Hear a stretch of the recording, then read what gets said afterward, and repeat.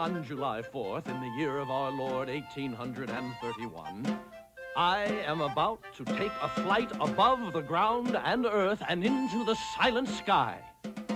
And I have written a small poem in honor of this historic occasion. Thank you. Until today, but birds alone were meant to take the sky. But now, because of men like me, all men of earth shall fly beyond the clouds, twixt thunder and the sun. Today, a new age has begun. Farewell, Ezekiel. Safe journey to you. Don't go out of the bathroom. Bye, Ezekiel. Hey, Ezekiel, don't get lost in the clouds. It's magnificent! I wish you could all see it from here.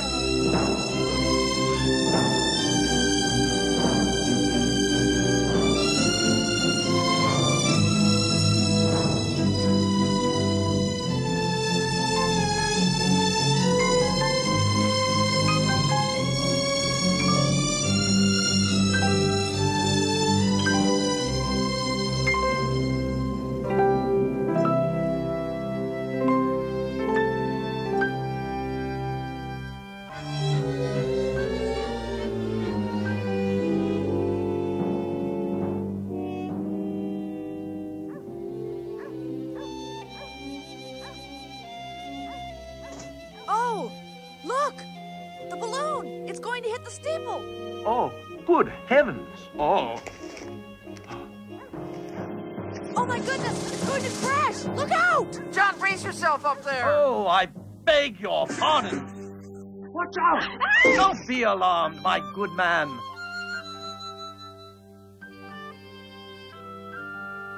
Sir, madam, my apologies.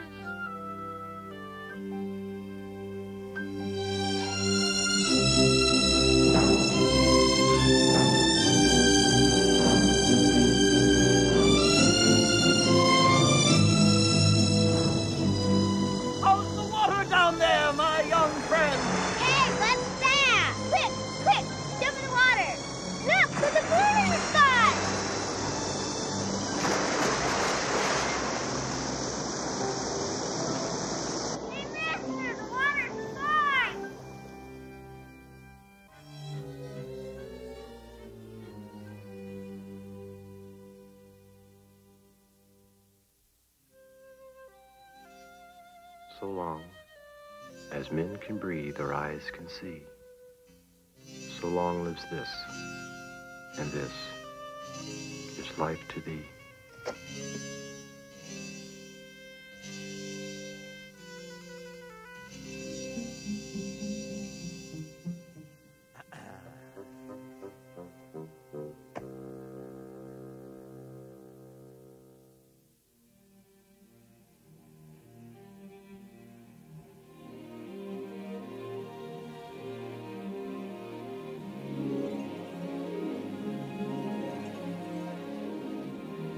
Flight.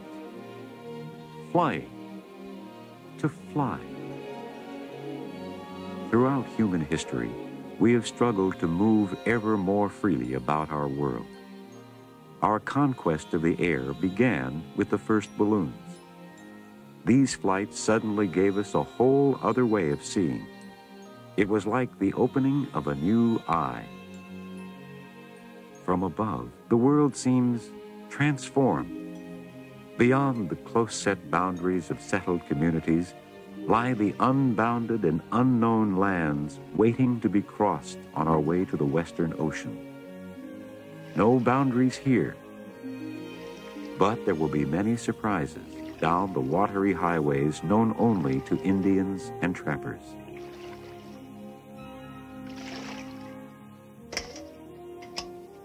Hey, down there! Danger ahead, downstream!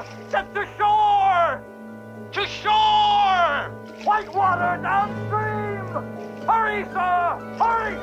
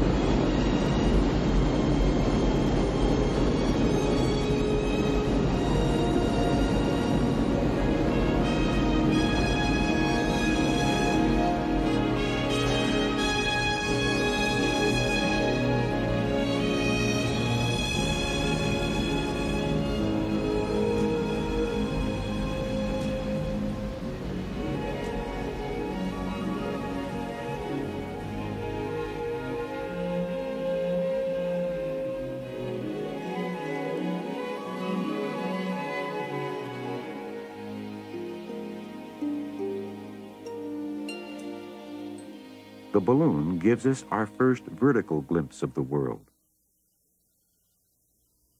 But America is still the domain of the horizontal and speaks a language of vast distances.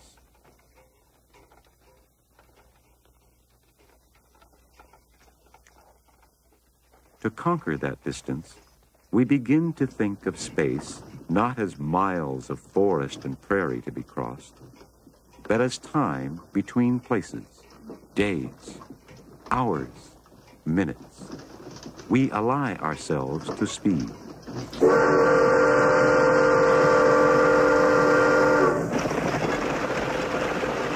Hey, look back! Virgil, let's race him! Yeah.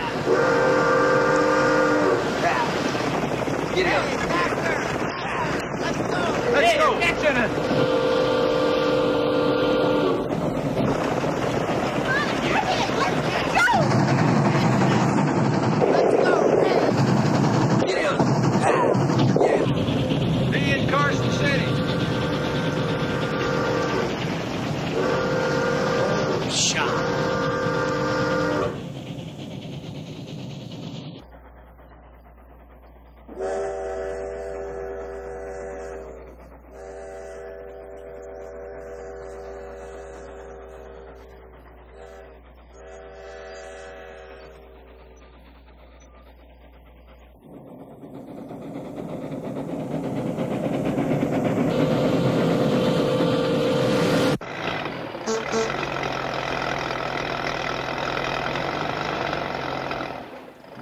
In the new century, space shrinks rapidly.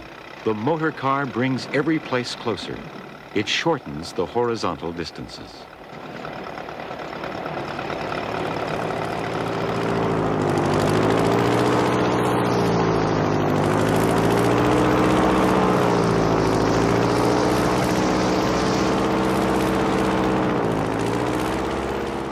In our new flying machines, we return to the world of the vertical. No longer at the mercy of the four winds, like the balloonist, our new vision commands speed and controlled flight.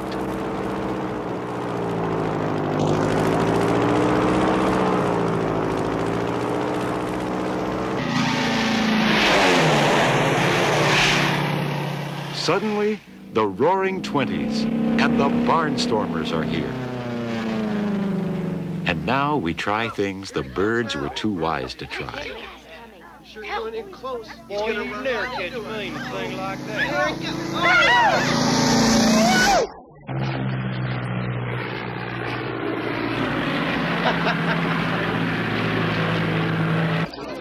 Hey, He's look! gonna come down. He's coming around again. Oh, he's coming.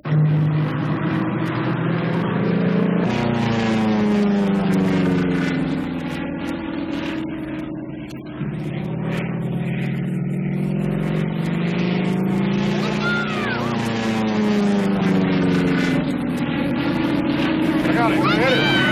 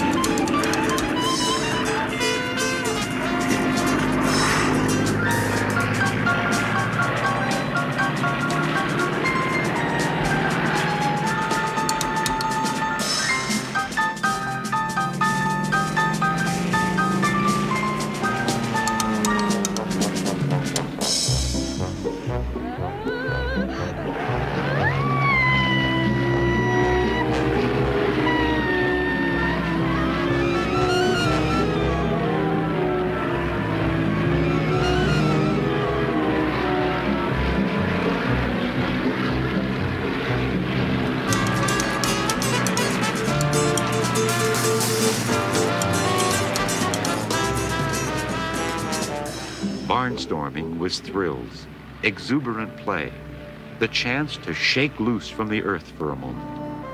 But more, barnstorming brought the airplane to people all across America. And the airplane continued to evolve. As it evolved, there were many variations.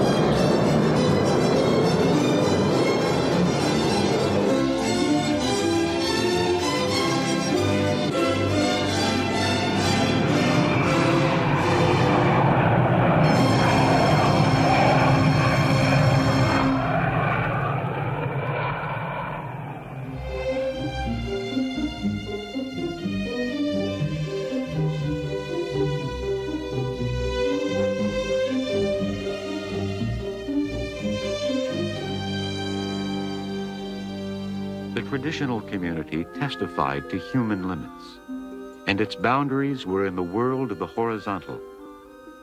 But these swarming clusters of metal and glass seem monuments to the idea of the vertical.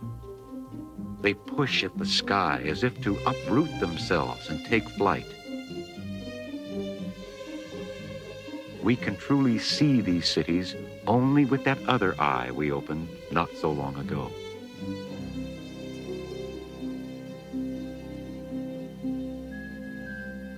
Now, the older human scale disappears.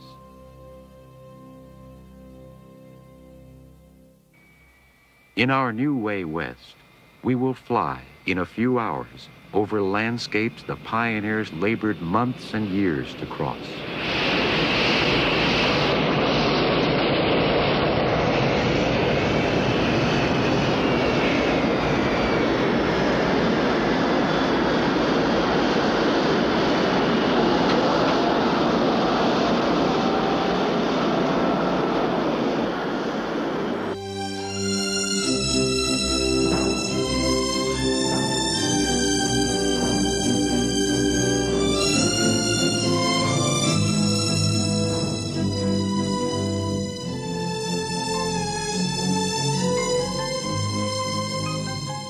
This development of mobility and rapid transport has no parallel in all human history, and the telescoping of space and time has changed forever the patterns of our imagination.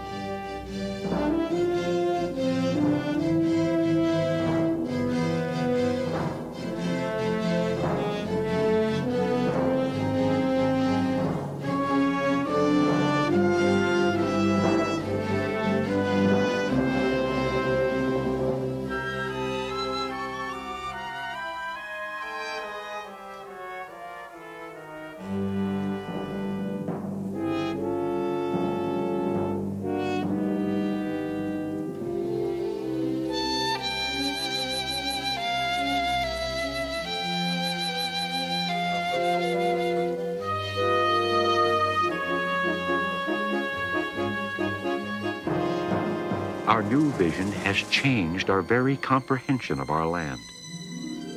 From up here, flying east to west, we see a country different from anything known at eye level in the world of the horizontal.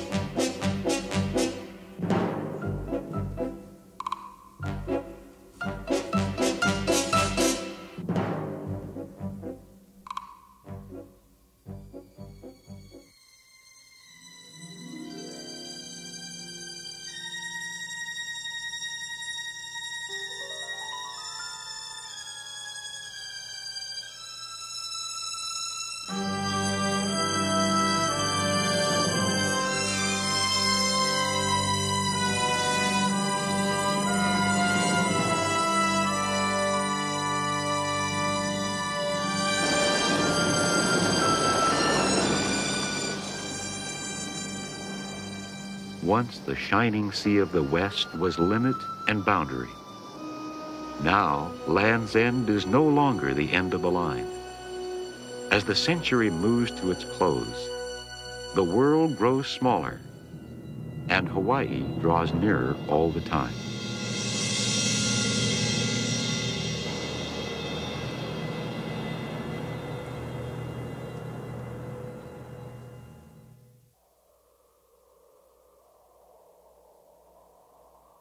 We first flew in dreams, and the dream of flying has become real.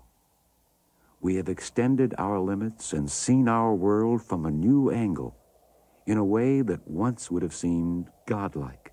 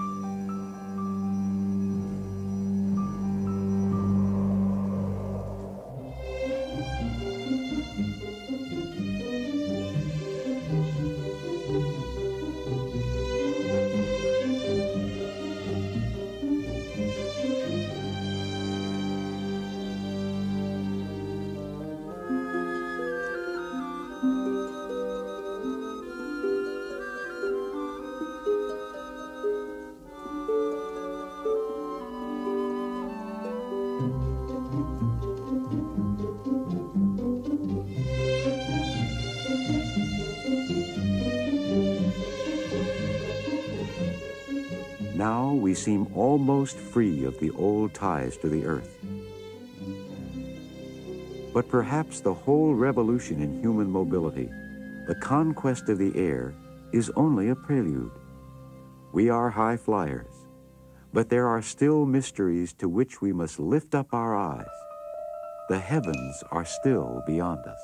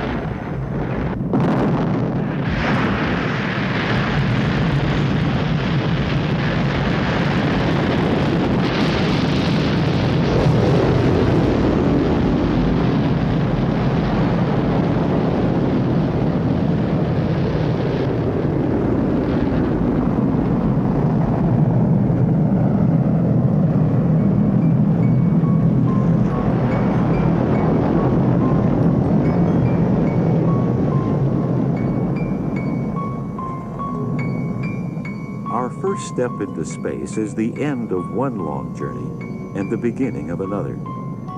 This achievement belongs to us all. The people of many nations contributed to it. This is one of history's great triumphs.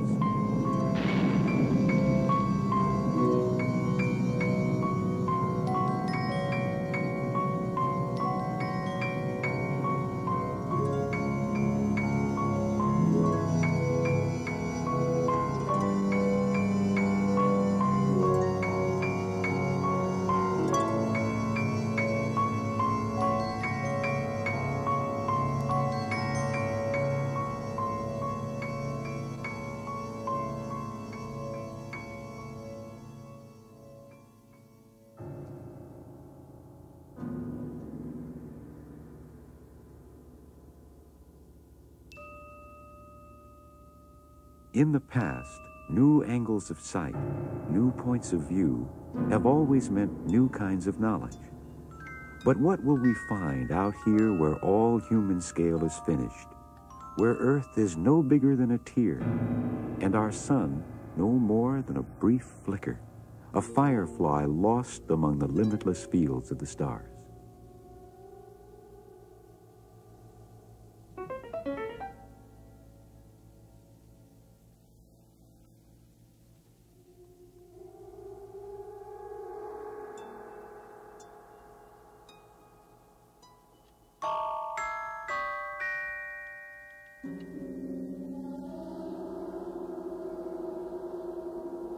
Past Mars, past Jupiter and its moons, past Saturn and beyond, we may find only the intergalactic silences, or we may encounter intelligences greater than our own, answers to questions we cannot even formulate today.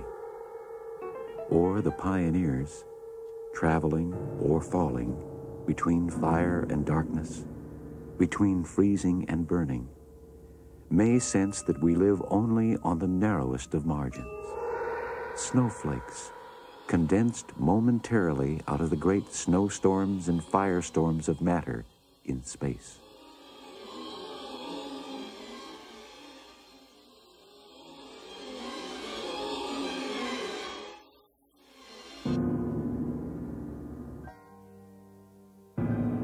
We have come a long way from the time when people gazed enviously upon the birds in flight.